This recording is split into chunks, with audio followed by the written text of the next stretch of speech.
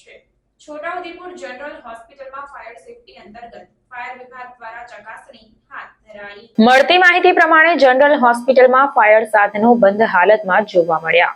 General હોસ્પિટલમાં pump હાઉસમાં priming system ખરાબ છે અને પ્રાઇમિંગ સિસ્ટમ ખરાબ હોવાના કારણે લાઇનમાં પાણી ન આવતા ફાયર સિસ્ટમ પણ બંધ છે।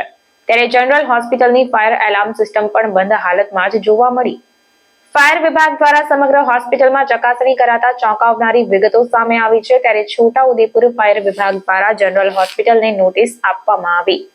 રાજકોટ દુર્ઘટનાના પગલે છોટાઉદેપુર ફાયર વિભાગ દ્વારા ચકાસણી પ્રક્રિયા હાથ ધરાઈ। આજરોજ છોટાઉદેપુર અગ્નિશમન અને તાત્કાલિક સેવા વિભાગના ફાયર ટીમ દ્વારા આજરોજ છોટાઉદેપુર નગર વિસ્તારમાં તમામ બિલ્ડિંગ જેમ કે મર્કેન્ટાઇમ એસેમ્બલી અને હોસ્પિટલ જેવી બિલ્ડિંગમાં surprise fire safety inspection checklist કરતા જે તે જનરલ હોસ્પિટલમાં અને આઈ હોસ્પિટલમાં અમે સરપ્રાઇઝ ચેકિંગ કરતા જનરલ હોસ્પિટલમાં આજરોજ અમને જે તે પંપ હાઉસમાં પ્રાઇમિંગ સિસ્ટમ પ્રોપર વેમાં ના થવાથી પંપ હાઉસમાં પ્રાઇમિંગ શક ના થવાથી લાઇનમાં પાણી આવેલ ના હોવાથી એવું એમને ધ્યાન દોર્યું છે અને એમને એક એવી નોટિસ અમે આપેલ છે અને જે તે હોસ્પિટલની અંદર ફાયર ડિટેક્ટર એલાર્મ સિસ્ટમ જે તે પાછળ સિવિલનું વર્ક ચાલતું હોવાથી વાયરિંગના શોર્ટ થવાથી system fire alarm detector system બંધ છે તેમજ પંપ હાઉસ સિસ્ટમ પ્રાઇમિંગ ના થવાથી પંપ પ્રાઇમિંગ થયેલ નથી।